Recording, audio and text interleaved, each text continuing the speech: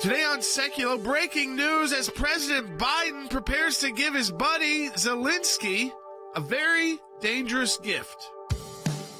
Keeping you informed and engaged, now more than ever. This is Sekulow. We want to hear from you. Share and post your comments or call 1-800-684-3110.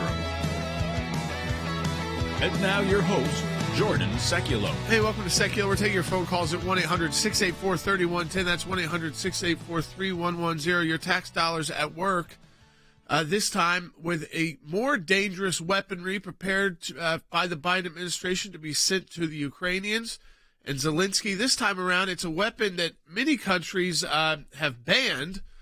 And at the United Nations, you can be considered a war criminal. In fact, they tried to hold the U.S. as committing war crimes for using these weapons in Afghanistan and Iraq during those conflicts. The cluster bombs is what we're talking about here. And they've always been, the use of them has always been controversial. Now, we have not signed on, the United States government, to any international agreements that ban the use of cluster bombs. Much of the world has. The other country that hasn't signed off on that, one of the other countries, is Russia, which has never signed off on one of those agreements. Now, what was interesting was early in this conflict, do we have the soundbite? Jen Psaki was still the press secretary at the White House. Early in this conflict, there were reports that the Russians used cluster bombs. Hear what the Biden administration then said about what Russia may be guilty of. There are reports of illegal cluster bombs and vacuum bombs being used by the Russians. If that's true, what is the next step of this administration, and is there a red line for how much violence will be tolerated against civilians in this manner that's illegal and potentially a war crime? It would be. I don't have any confirmation of that. We have seen the reports. If that were true, it would potentially be a war crime. So it's a war crime for the Russians, but not for the Ukrainians to use it? Well, this is absurd. I mean, and first of all, she's calling it a war crime. Then the U.S. has used those in Iraq and Afghanistan, and she's demonizing her own military. You know, we putting them at risk. It was reported that there's been settlement discussions, negotiations going on offline between the Russians and the Ukrainians to try to get a resolution to this war. And it seems like every time they're getting close to at least discussions, that what happens is you have the Biden administration upping the ante by now saying to the Ukrainians, we're going to give you cluster bombs, which, as the previous administrations have said, was basically engaging in a war crime.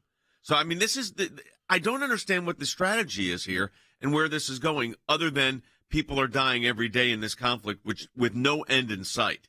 Yeah, I mean, this is, again, what I think people are so concerned about with this conflict is there is no end in sight. We keep escalating the weapons that are being used, and in this case, weaponry, which will then greenlight the Russians to use more dangerous weapons in Ukraine. It's like we're egging them on to use those tactical nuclear weapons or to use more cluster bombs, which will kill more civilians. On top of the cluster bombs, by the way, that's not all. They also are going to send the Army Tactical Missile System, the ATACMS. They have refused to send this missile system until now because the weapon could reach deep inside Russia. Again, Dad, no longer defensive. We're talking about a weapon system that Ukrainians can fire deep inside the Russian state. What I don't understand, and we have Rick Rennell coming up and some of our other experts, Tulsi Gabbard, I got to tell you something. This escalates the tension and escalates the conflict significantly. And again, there is no end in sight. So ask yourself, what is the real policy here that's being implemented? And frankly, I don't have an answer to that. But what we're doing at the ACLJ is we're getting to the bottom of a lot of these things and getting you the information, and we have a team of experts. I mean, what other organizations has a former Secretary of State, a former Director of National Intelligence, a former member of Congress as part of their team? And we are fortunate to have that at the ACLJ. And we have that, and we're able to bring you this broadcast every day and do our legal work around the world because of your support of the ACLJ, including filing a major document at the United Nations in defense of Israel today. Your support makes a huge difference. We're in a matching challenge campaign. I'll encourage you to go to aclj.org. Any amount you donate, we get a matching gift for. That's aclj.org.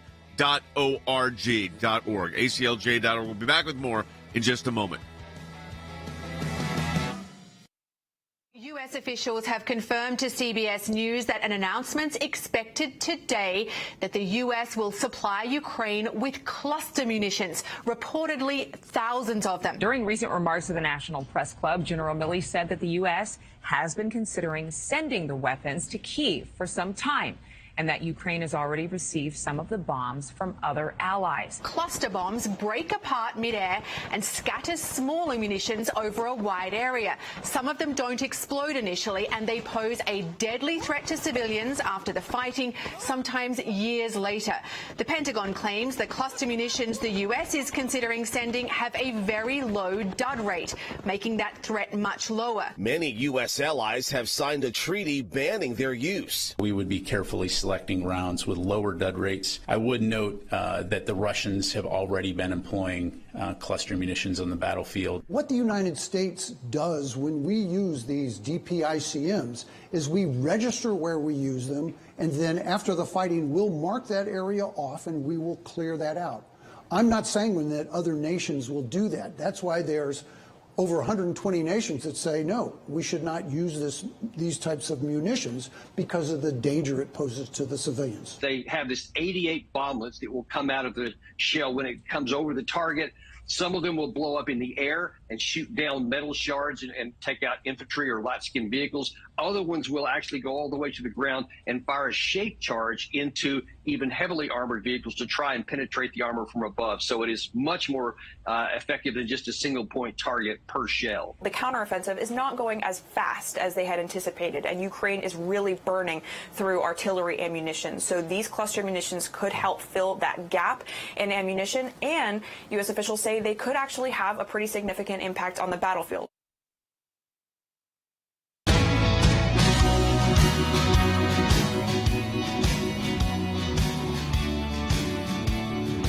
All right, welcome back to Sekulow. We're taking your calls too at 1-800-684-3110. That's 1-800-684-3110. Rick Grenell's joining us again today as well. He's joined by phone today.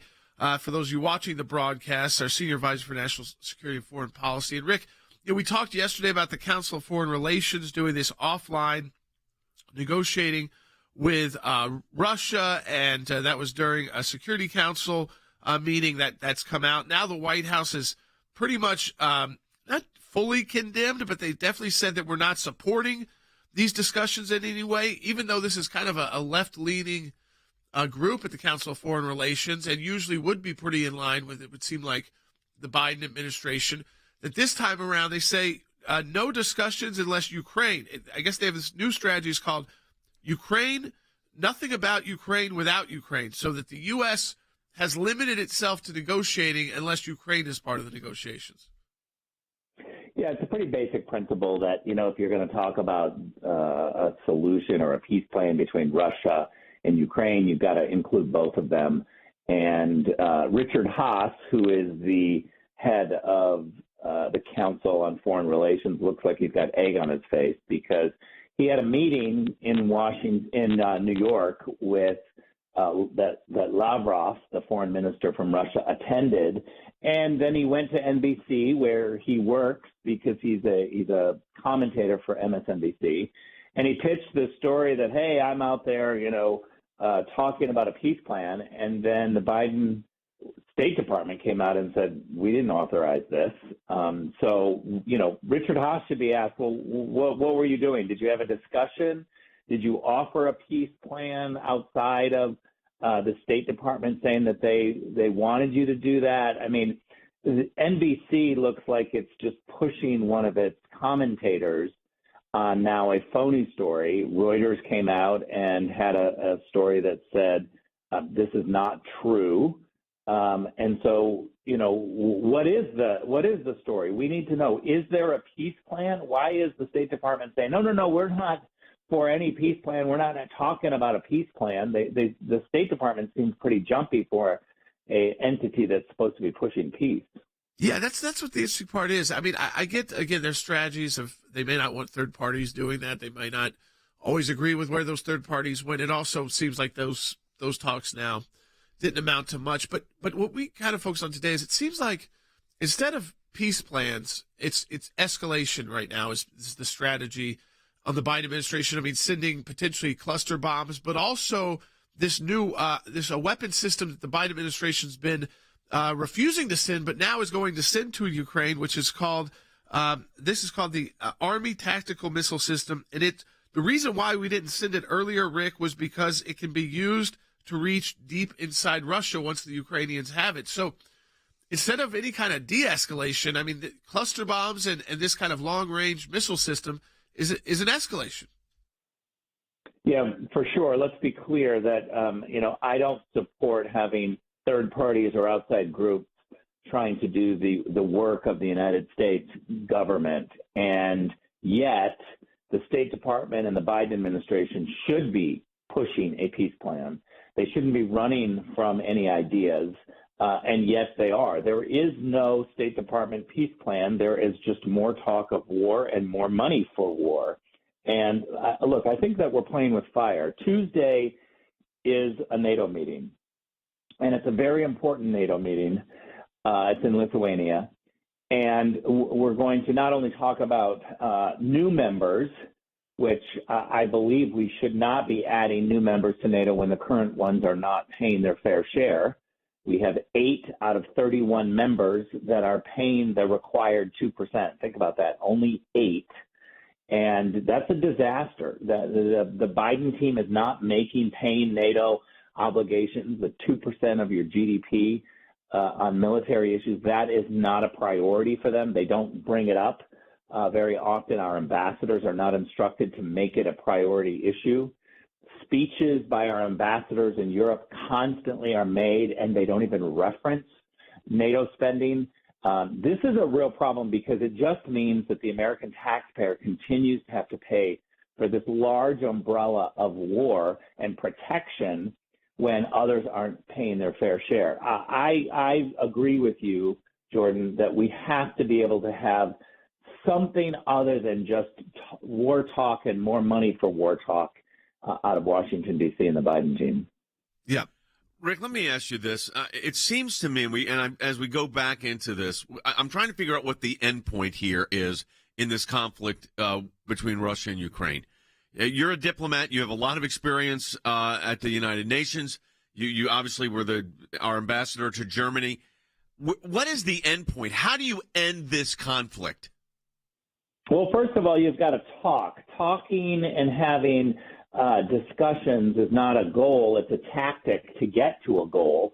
And I think first we have to sit down, bring foreign ministers in, and let's discuss some of these issues. And look, there are 2 points, and this is going to make a little news, but I think it's important to point out. There are 2 previous ideas, and one is an agreement, that we could build upon. One is the Minsk agreement, which is not perfect, but it is a starting point. And then in Minsk agreement, it talks about an autonomous region, Donbass being an autonomous region. Chancellor Merkel kind of signed off on it, never really pushed it. But it was an agreement that the Russians clearly agreed to, and so did Ukraine and others.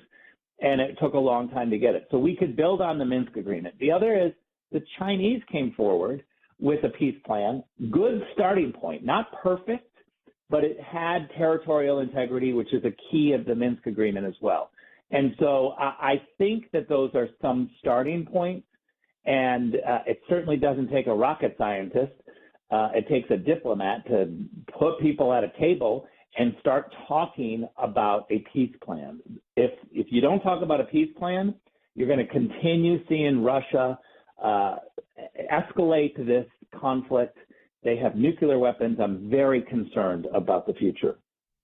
You know, Rick, I think, again, everyone is concerned about the future here and concerned about, what happens next, how we handle any of these situations that the Biden administration just feels like it just does not have its hand. It doesn't have a steady hand on any of these issues. So we appreciate your insight, Rick, and appreciate you joining us again for the second day in a row, even by phone today. And folks, again, I think this underscores the importance of having a team like this back to back when we get new reports that we need, Rick to weigh in right away for you to update you on. He's able to get right on and give you new information as well, not just, again, kind of re-talking about yesterday. Things changed since he was on yesterday, and he's able to join us. And it's because he's not just a guest of the program, he's part of the ACLJ team. The reason why he's part of the ACLJ team is because we have donors who commit financial resources to the ACLJ so that we can continually expand our team and bring in the best people. You know, I was going to underscore that. You know, we've been very fortunate that we've had 3 members of the cabinet in previous administrations serve alongside us. John Ashcroft initially when he left being Attorney General at the end of the first term of President Bush. We had that privilege to have John Ashcroft as part of our team. Still does work with Regent University Law School, so we're still involved with him there. We've got, of course, Mike Pompeo, former Secretary of State. We've got Rick Grenell, former Director of National Intelligence, both members of President Trump's cabinet, as part of our ACLJ team. And then most recently we added a new voice, and that is former Congresswoman Tulsi Gabbard. And so you look at the team that's been assembled and then add to it the caliber of the lawyers that we have around the globe. I've got a report in my hand. We're going to get into this in the next segment of a document we filed, and we can put this on the screen. It would be great, at the United Nations, a 20-page legal brief defending Israel before the United Nations on issues of self-defense and armed conflict. And a masterful job done by our legal team, filed through our European Center for Law and Justice, which happens to be a non-governmental organization recognized with credentials by the United Nations, which means we get to go to the General Assembly. We can participate in oral interventions. CC Howe's on her way to Geneva right now on one of our cases to present before the United Nations. So what I'm saying here, I think this is important to understand, is engaging at this level requires a lot of really good talent, and to continue to build that talent. And that means you come in. And so many of you are members of the ACLJ, but a lot of you watch this broadcast every day and you haven't joined. And it's so simple to do. All you do is make an online donation to the ACLJ. You become a member, and it's tax deductible. And then because we're in a matching challenge month, any amount you donate, we get a matching gift for. There are thousands of you watching right now on our social media platforms and tens of thousands of you listening on radio. Let me encourage you right now to go to aclj.org and support the work of the ACLJ by signing on and giving an online gift at aclj.org. That's aclj.org. That is a great way for you to help us do this work for you and your family here in the United States and literally around the globe. So right now, any amount you donate, we get a matching gift for. So go to aclj.org and hit donate. And your gifts are doubled this month. We encourage you to give today, aclj.org, to become part of the team at the ACLJ. Give us a call. Be part of the broadcast. What do you think about this escalation, sending cluster bombs and long-range missiles to Ukraine? 1-800-684-3110. That's your tax dollars being spent. ACLJ's work at the UN Human Rights Council is extremely important. We're taking specific, concrete action to protect those that cannot speak out for themselves. The Human Rights Council is the entity within the United Nations body that is responsible for promoting and protecting all human rights. Lives are on the line here. This is putting real cases with real people in front of the UN. As the UN is currently the international stage to address these issues, we want to make sure we are there speaking up for the victims of religious persecution who are often dismissed and overlooked. Ministry of Presence is actually a very effective tool when fighting for justice. Putting this forward before the Human Rights Council is a very important part of our advocacy for people that really can't speak up for themselves. You get to name and shame publicly world powers. No other place you can really do that. You can do it on your radio broadcast. That's not our audience, though. These are international actors. You get to go into their home at the UN, where that's their safe space for a lot of these bad actors, and call them out. Through our European Center for Law and Justice, which is an NGO, we participate in each session, drafting written submissions and delivering oral interventions covering the most egregious human rights and religious liberty violations. We do it at a very different level. You've got to push and push. It's important to be front and center, because what that does is enable us to report firsthand. And what we're doing is getting actual action from this. People released from prison because of our advocacy at these levels. We are committed to defending religious liberty and human rights worldwide, and we will continue to be actively engaged at the UN Human Rights Council and with its subsidiaries every chance we get. We need your financial support at the ACLJ to continue this work. Donate today at aclj.org. That's ACLJ.org.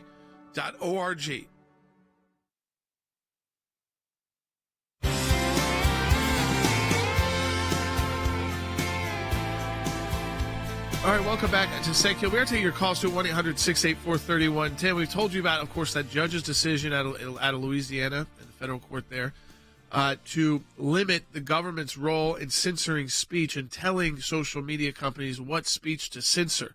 Again, talking mostly about political speech, election speech, having opinions that are different than the government. We are not talking about criminal behavior. That's not protected speech ever.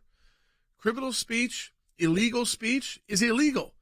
And social media companies don't need the government telling them they need to get rid of that. They know that. Yeah, you can't have obscenity and pornography on your sites. And if the government feels like they need to come to them and say a cartel is using it this way, a drug is being sold this way, and we know they're using this terminology, or people are being trafficked, and we know that these accounts are recruiting them, nothing in the judge's order prevented them. If they said ISIS is using this specific hashtag or title, so they're trying to blend in, nothing in that judge's order prevented the government from going right to the social media companies. But in their appeal, the Biden administration is saying this is putting our country at a dangerous, irreparable harm, so that because they can't have their regular monthly meetings to discuss, and as they admitted to, the 2024 election and social media. Correct. So the government filed a motion for a stay and for an appeal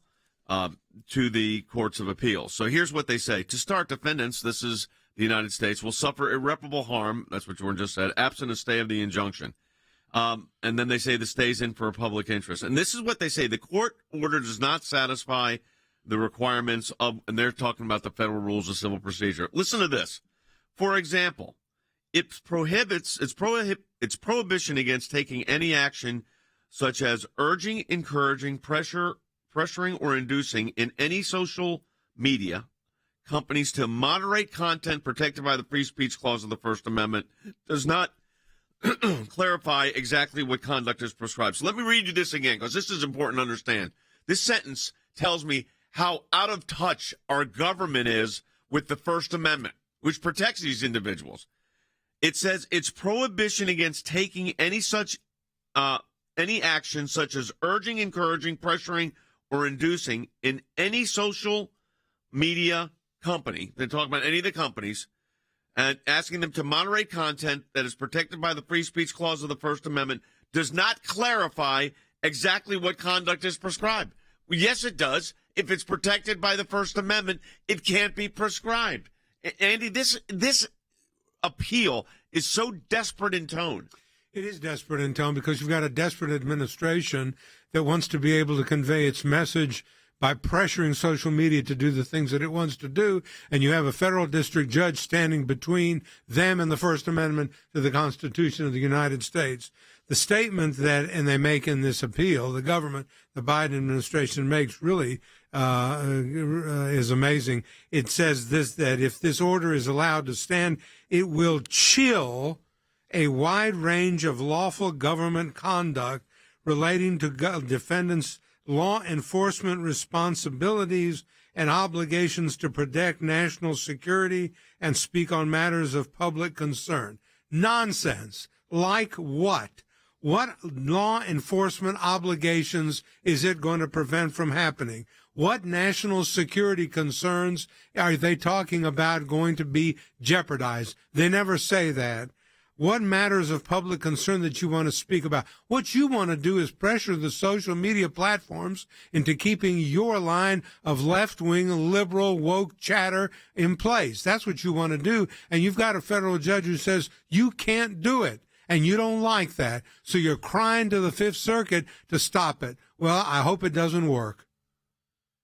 I think, again, we want to take your phone calls on this at 1-800-684-3110. That's 1-800-684-3110. The idea, the Biden administration, again, they won't limit. They are unwilling to limit their contact with social media companies over actual crime and actual threats to our country, which this decision does not put in jeopardy at all.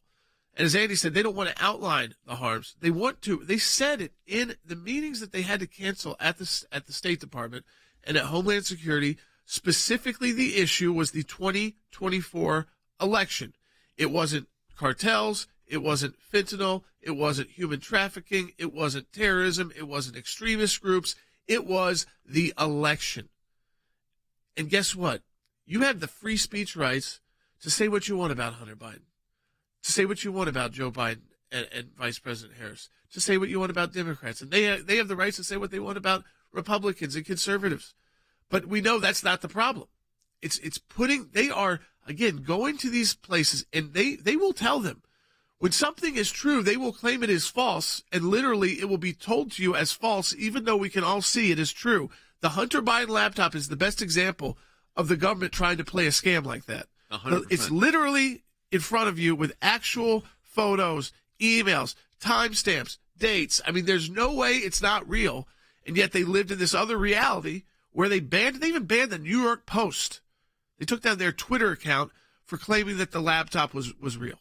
So what you have here, though, legally is, so the government lost, an injunction was issued. By the way, we're going to file a brief at the Second Circuit Court of Appeals here. But what is so interesting with all of this is the government, as Andy and I were just talking about, is so desperate that they're stretching the truth. All the order does is protect free speech and says the government cannot engage in pressure tactics to cause viewpoint discrimination. Doesn't mean the government can't have its own speech, which they make a big deal about. I argued the government speech case, the seminal government speech case before the Supreme Court of the United States, Pleasant Grove versus Summum. I argued it. We won 9-0. When the government's the speaker, it can send out its message. Nobody questions that. But when the government is not the speaker, but rather is going to the platform where others are speaking and saying, hey, squelch this viewpoint, not because it's illegal, not because it's violating some law, not because it's obscenity or pornography, but because it's a viewpoint we, the government, disagree with, they don't get to do that. No, they don't. I mean, the government does not have the right to go on a platform and say, hey, don't say that. It's not consistent with our program.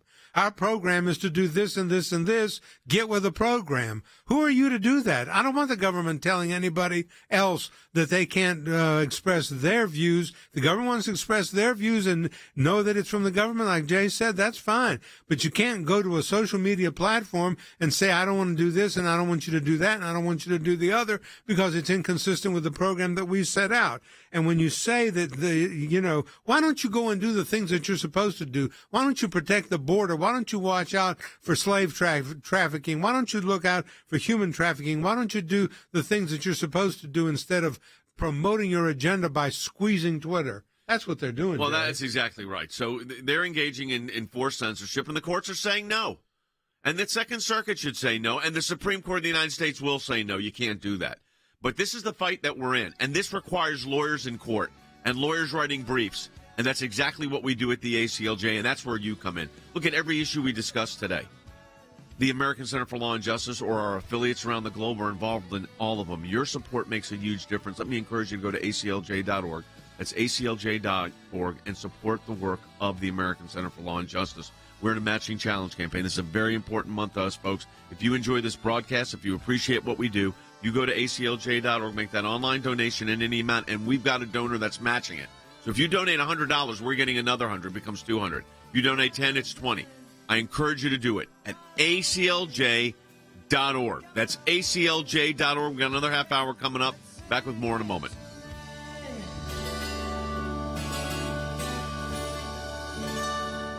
Here's what I want to say to our ACLJ members, or for those of you that enjoy watching this broadcast, whether it is going after the deep state, whether it is litigation that we're engaged in, whether it is defending the persecuted church and getting individuals out of prison because of their faith in other countries, whether it's training lawyers to fight for religious liberty, not just here in the United States, but around the globe, whether it is producing a daily, 5 days a week, 1 hour live television and radio broadcast heard on thousands of radio stations, on TV platforms, on social media platforms. Your support of the ACLJ enables us to do all of this. We want to encourage you to support the work of the ACLJ. And when you do that, you're supporting our production teams, our videos, whether it's that kind of production and other things that we are working on. The ACLJ is front and center on this. We're in a matching challenge campaign. Any amount you donate, we get a matching gift for. Go to aclj.org.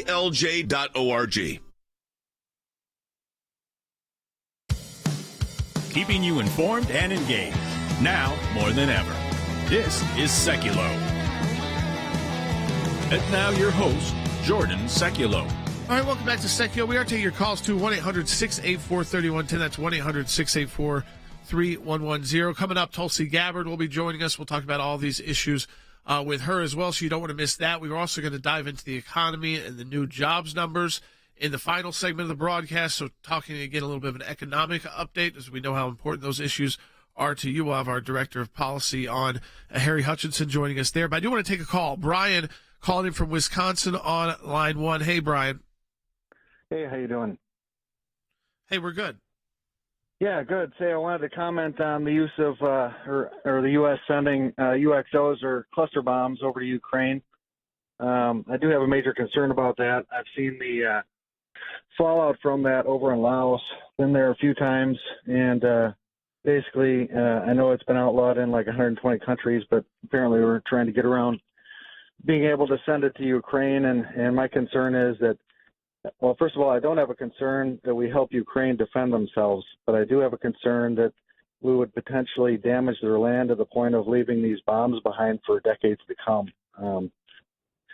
Basically, I was hoping we could learn from history. What I've seen in Asia is even today they've got thousands of people that still get come across these unexploded ordinances and lose a limb or something. They've got prosthetic manufacturing plants in Laos that all they do is make artificial limbs for people that have come across them. So I think that using them over there is a bad idea, and I was calling that congressman to say the same thing, and wanted to express that view with you. I want to play that Jen Psaki bite again, where she talks about it being a war crime when she was working for the previous administration. Take a listen. There are reports of illegal cluster bombs and vacuum bombs being used by the Russians. If that's true, what is the next step of this administration, and is there a red line for how much violence will be tolerated against civilians in this manner that's illegal and potentially a war crime? It would be. I don't have any confirmation of that. We have seen the reports. If that were true, it would potentially be a war crime. If that were true, it would potentially be a war crime. Yet we are about, I guess we've now authorized, the President Biden has authorized sending over ammunition that Jen Psaki, his press secretary, a year and a half ago said was a war crime. So this is, what is the policy we're trying to implement? How are we trying to get this matter resolved? I keep going back to that. What's the end game here? No, it seems like right now the current policy and strategy is escalate, escalate, escalate. Put weapons on the ground, not just these cluster bombs, which, again, the U.S. will explain how they utilize them in a very unique way, not like how other bad actors sometimes use them. So oftentimes the case is that these other countries have banned them. The reason why is they don't use them with the kind of specificity and the scarcity, but also the protections we put in place when we do utilize them. And the U.S. has not signed a lot of treaties that limit our military abilities. That's not bizarre. That doesn't mean, though, just because we haven't signed treaties on nuclear weapons, we should be sending the Ukrainians nuclear weapons. Right. It doesn't mean that you should be sending them cluster bombs because it's really about who is responsible for utilizing them. They can be utilized in a way, like the caller said, that is absolutely more than just destructive on the battlefield, but so dangerous to civilians. Same thing goes for this new missile system they want to send. Which you haven't even heard about. But you look up and it's called the Army Tactical Missile System, and it's a long-range missile system. So it's not so much about is the weapon banned or not, or is it a war crime if you use it. It's how you use it and who's getting to use it, who gets to decide to use it. And in this case, it's not the U.S. It would be the Ukrainians. And again, they'd have the potential to go deeper into Russia. So they could escalate without the U.S. being able to stop it. And supposedly these systems are on the way. They are on the way to Ukraine. Your taxpayer dollars at work. We're going to be joined by Tulsi Gabbard coming up next. She's a senior analyst for us on military and political issues as well, so you don't want to miss that coming up. Get your thoughts in at 1-800-684-3110. If you got questions and comments, we'll take those with Tulsi too. 1-800-684-3110. Be part of the show. Support the work of the ACLJ at aclj.org.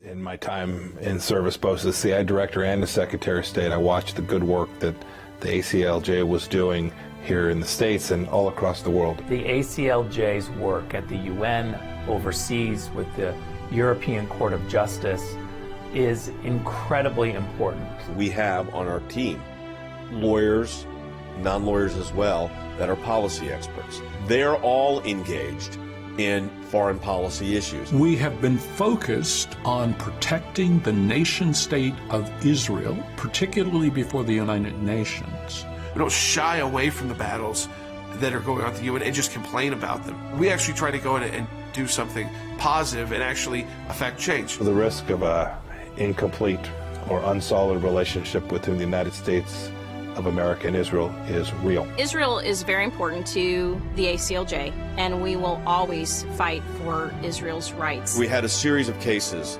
at the European Court of Human Rights, primarily dealing with religious liberty. And as Secretary of State, I saw this too. Nations that had more religious freedom were on firmer footing. They had better democracies. America has always been the world leader in religious liberties, in freedom of conscience and freedom of speech. We've taken the First Amendment, and that has been our cornerstone. It's to defend the rights of people of faith and others that are having their rights abused. We not only hold our government accountable, but we hold other governments accountable. You have to keep the battle going when it's not cool anymore, when it's not the number one story on TV. You have to actually be committed to fighting it out, or else you'll never win. The ACLJ's front and center on this. We're in a matching challenge campaign. Any amount you donate, we get a matching gift for. Your support of the ACLJ enables us to do all of this. Go to aclj.org today. That's aclj.org.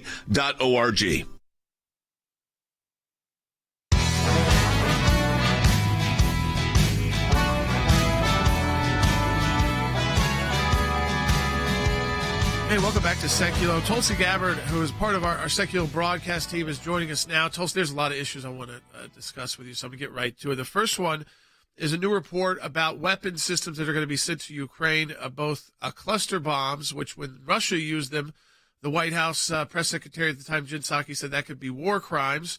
The U.S. hasn't signed on to treaties banning those use, but of course it wouldn't be the U.S.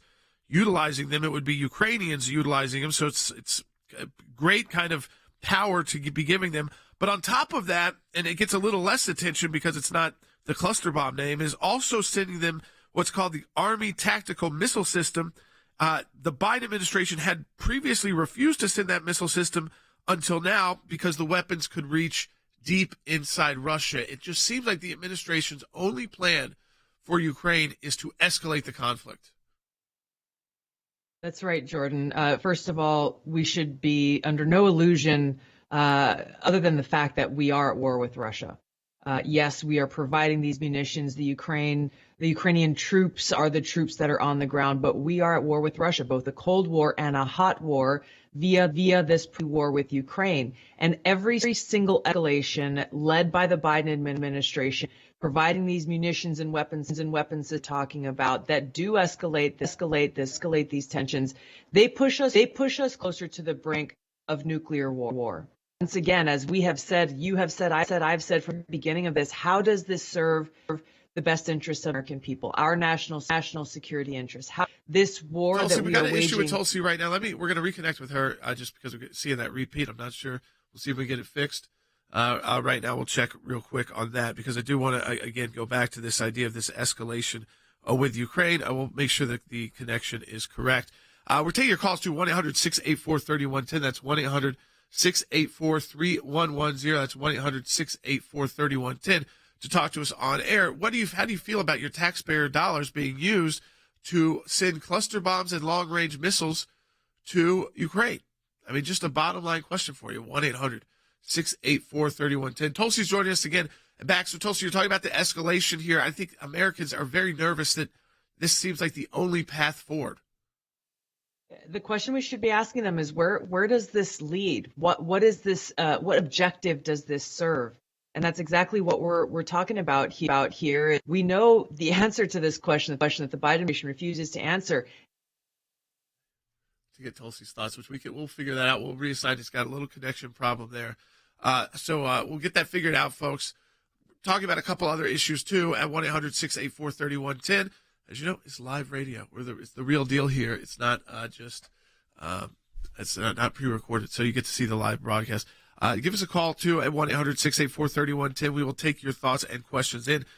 Another issue we're going to talk about with Tulsi is we talked a lot about the school board meetings, the issues on, with the school board meetings, but also how moms have come under attack at school boards.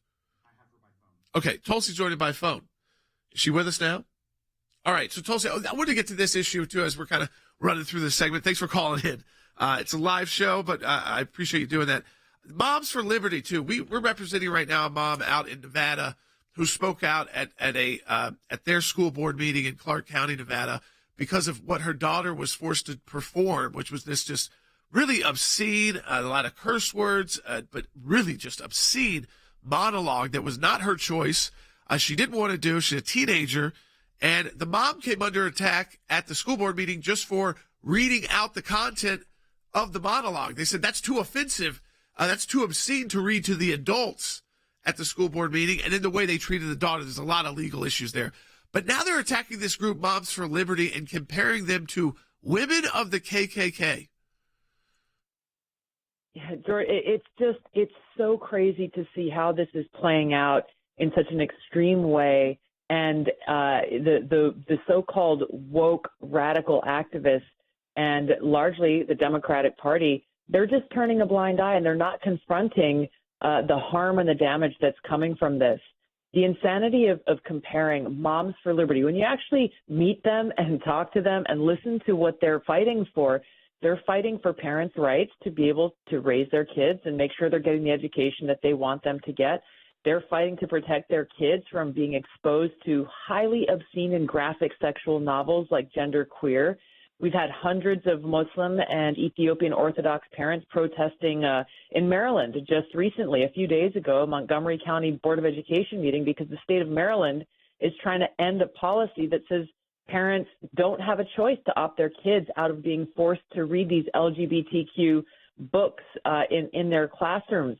There are so many examples here. We've got kids who've written papers and posted about it on social media, how a girl, she wrote a paper and she referenced the biological female and biological male in her paper, and she got a failing grade because of her using that terminology. This is about parents and their ability to raise their kids and freedom and trying to end this sexual indoctrination of our kids. I mean, it is just, it's so intense, the rhetoric, just for parents to speak out. I mean, I think it's more important than ever, as we always say, to at ACLJ. I mean, we've always pushed school board involvement, getting involved at the local level. The teachers' unions might not like it. The school might not like it. The left might not like it. And the people that are teaching this philosophy and this kind of more and more extreme as we go. And I think some of it, too, is parents are actually learning about what their kids have been taught. So they're waking up to that. And the best way to do it is to stay involved. Don't let them just demonize you and scare you away. If you speak out, if you gather and organize together, you can take over those school boards and really impact the curriculum and the education that our kids in America are going to have. Another issue, this one on censorship, Tulsi. So a court, district court out of Louisiana, judge out of Louisiana, issued an order prohibiting the Biden administration for contacting social media companies to and having them censor items that would fall under freedom of speech. So not criminal speech, not illegal speech, not terrorism. And the Biden administration has now appealed because they say it's a grave harm to them not to be able to tell the social media companies what they should and should not allow on their sites. And we know that the meeting they had to cancel most recently was on Wednesday, a State Department meeting with Meta, so that's Facebook, and their other companies. And that meeting's focus was not on terrorism, Tulsi, it was on the 2024 election. And they said it's a grave harm because they won't be able to tell social media companies what to do on the 2024 election. Yeah, Jordan, the irony of this is they're actually being honest when they're saying it will cause them grave harm to not be able to control what we as voters are able to see and read and hear about on social media. The grave harm is that if we actually see the truth, if we actually get exposed to different perspectives and opinions, then we do pose a threat to their existence and their power. So for once, they're actually telling the truth on this one, that an empowered, free society of free-thinking Americans actually being able to cast votes based on real information and our ability to discern what is fact versus fiction poses a threat to them, which is why they are so concerned about being able to continue to control what we see and what we don't see, what they deem as information versus disinformation, and ultimately appointing themselves from being the sole arbiter of what is true and what is false. It just points to, again, how they see the American people as idiots. They think we're stupid. We can't think for ourselves, and they've got to control every aspect of it. The reason why they are so committed to this exertion of control is because they recognize their existence depends on it. We pose, an empowered people pose a threat to their power, and we should recognize that and hold on to that power. As always, we appreciate your insight. Thanks for joining us by being able to hop on the phone and join us so we can do this segment, get your opinions and your thoughts on all these important issues because your military service, your political work, all of that. Again, it's so important, folks. These are major issues facing our country. We have domestic issues on freedom of speech. We now have basically confirmation from the Biden administration. It's not like we didn't know it was happening, but they're confirming it. I mean, they're being very honest. Like Tulsi said, they're being very honest about it. They're saying, like, taking this power away from us. We can't have our regular Facebook meetings to tell Mark Zuckerberg and his team what to allow and not allow about Hunter Biden being up online and what you can serve and not serve. And they act like it's, because of the criminal conduct and the illegal conduct. That's not protected speech. They can always inform social media companies that, hey, a drug cartel is utilizing this or a terrorist group is utilizing this. Nothing in that court decision bars them from doing that. What it does bar them from doing is picking political sides, picking viewpoints on issues like the origins of COVID. Just the origins of COVID. Or is the laptop real? And letting people discern. Is it Russian disinformation or not? Letting them have that debate instead of squelching debate and squelching opinions. We'll take your calls when we come back at 1-800-684-3110. We're also going to get into the economy as well, dive into economic issues. We know that's a concern to all of us. A new jobs report out, not as good as what was expected. So what does that mean for all of us? We'll be right back on Sekulow. Support the work of the ACLJ. Donate today. Be part of our matching challenge at aclj.org.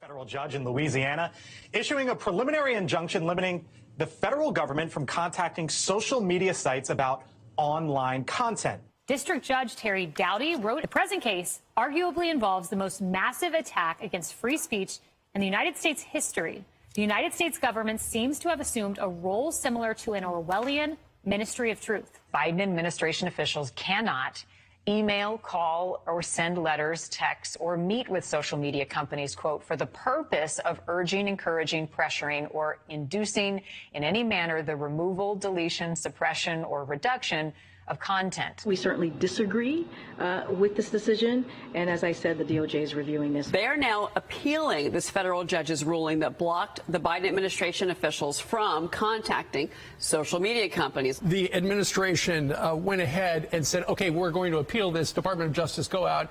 We're going to appeal it. Don't be surprised if this winds up before the U.S. Supreme Court. The remedy for disfavored speech in this country has always been counter speech, not government censorship. The whole point point of the First Amendment is to invite dissent and discussion so we can come to consensus by free, fair, and open debate uninhibited from government interference. The First Amendment is our pressure release valve. Everybody should be able to have a say in the town square, including the virtual town square, and the government doesn't have any business telling people what they can see and hear in that virtual town square. It doesn't matter whether you're a Democrat or Republican. What you find in this opinion was that the government, if you didn't agree with them, if you were not marching to their song, they would muzzle you. And what's amazing is that the response right now, Sean, is that people say, well, the government, will not be able to say what they need on social media. They won't be able to interact with social media. That's not true. No one's muzzling the government. We don't want the government muzzling people.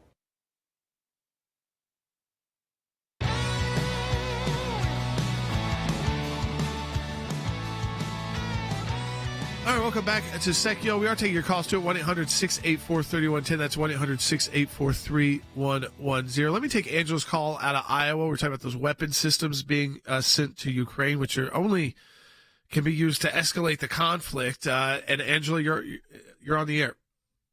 Hi. I guess my concern, obviously Russia and the current situation going on there is a concern in the Ukraine, but we've seen it in the past where we have supplied weapons to our allies, and I say allies with little quotations in my fingers, because later down the road they end up becoming an enemy, and those weapons are turned against us and used against us in a conflict or a war. And I guess, when are we as a country going to say, I think what's interesting here is because we're fighting a proxy war, so you're not actually operating the systems, and you might be training the users, but then ultimately you're giving it to them, and you have to trust them that they're going to use it in a way that would be like how the U.S. would use it. But our military holds itself to a very high standard that the rest of the world doesn't. And again, Ukraine is in a total conflict. To say, okay, you're going to deliver these systems over that can be highly deadly, it could go deep inside Russia, so they're very escalatory, and say, okay, we'll see what happens with it. Hopefully they'll use it the right way, and they won't be violating human rights laws. That's again, I don't think you have to be worried about it being turned against you, as much as you have to worry about the Russians seeing it as another major escalation where the U.S. starts becoming and our assets around the world legitimate targets in this conflict. The more we get involved, the deeper we go. Like Tulsi said, we're in a war with Russia. If Russia feels like the weaponry we're providing is not just offensive now, but offensive, and they use that to shoot inside Ukraine, guess what happens? We become targets. Our assets, Americans, become targets of Russian, the military, and of Russian aggression. So, again, that's my concern there. I do want to get to the economic issue, though, because, listen, that affects all of us. In a sense, all these issues, too, are being affected, what we've been talking about today, and all these international issues and domestic issues. Harry Hutchinson, our Director of Policy, is joining me now. And Harry, a new the payroll numbers came out, 209,000 added in June, but it was below the estimate, which was 240,000. The unemployment rate down to 3.6, down a 0.1 percentage point. But the jobless level rose to 6.9%. So the reaction kind of like I guess it wasn't that off of their estimate, but what is it showing to us in general about where we are in this economy? That's where people are trying to figure out. Are we recovering? Are we going back to normal? Or are we heading towards higher interest rates? Well, I think we are headed toward a slow-walking recession, and that's my view. But I also think that higher interest rates are on the horizon. So if you unpack the numbers disclosed by the government, it's important to keep in mind that, yes, 209,000 jobs were added, but of that number, 60,000 came from government hiring. So if you back that particular number out, hiring was relatively sluggish, and I think it's likely to become more sluggish going forward. You mentioned the 6.9% number, which includes discouraged workers. That number has in fact gone up. If we talk about unemployment and we include in that number so-called discouraged workers, individuals who are no longer looking for work, it's important to keep in mind that we are now almost at 7%. So there was some job growth in healthcare, social assistance, and the construction industry. But meanwhile, retail sales were down, or retail employment was down. Transportation and warehousing were down. And those unemployment numbers or employment numbers are important for forecasting what the consumer is indeed thinking. And so I think if you now turn to price increases or inflation has come down a bit. It's still not where the Federal Reserve would like it to be at 2%, but it has come down to around 4.4%. But here's the really bad news, in my opinion, for the economy. Mortgage rates are up 31 basis points to 7.2%. So mortgage rates, again, are almost double, if not more than double, where they were a year and a half ago. So I think we face headwinds, and I think the American people need to buckle up, and they need to face the reality that the Biden economy, despite Biden economics, is not moving very briskly. Yeah, I mean, they try to tell us in the rhetoric that everything is great. They're trying to redefine Bidenomics, and this is all working. This is all a plan, and people should support it. Everybody is feeling the interest rates, and they see the hikes because it slows down so many sectors. It makes people think twice before purchasing a home, a new car. That then affects the people who build the homes, sell the homes. So many different industries get affected by that. And again, even the cities that were booming may not be booming right now, and they were already having trouble in a lot of other major cities before this happened. I think you're precisely correct. And so I had a conversation with a lumber operator in one of the fastest growing cities in America, and he has indicated that lumber prices have fallen very sharply, as much as 60 to 70 or 80%. That's number one. Number two, he's not selling a ton of lumber in this particular market. So that tells me that the long-term construction forecast is simply not there, which could lead to a sharp decline in construction jobs going forward. Yeah, I mean, I think this is, again, folks, we got to watch all this very carefully. And again, I think with an election on the horizon, it's always the top issue. You know, people they'll look past attitudes, how people talk, their personalities when they are suffering economically. Now, they're trying to tell you that you're not suffering economically, and I'm sure they have some tricks up their sleeve. I can't imagine they won't in the months leading up to the election, but they can't change the reality. If you actually realize what's going on, I think most people do. I think most people are feeling the pain right now. It's something real. It doesn't really matter where you live. You can see it in the prices. You can see it in things that aren't maybe as busy, or the buildings maybe there's not as many cranes in the major city you drive by. There's not as much construction, or the houses, they're staying on the market much longer, and people aren't yet necessarily willing to drop the price. They're hoping that the interest rates will fall. But again, that's hope. Now, this is why it's a great time to financially donate to the ACLJ, because you can double your impact.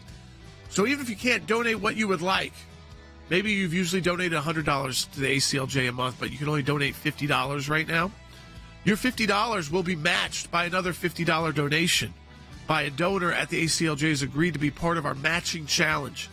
We want you to be part of that matching challenge. You go online to our website. It's very simple. Go to aclj.org. That's aclj.org. You'll see matching challenge.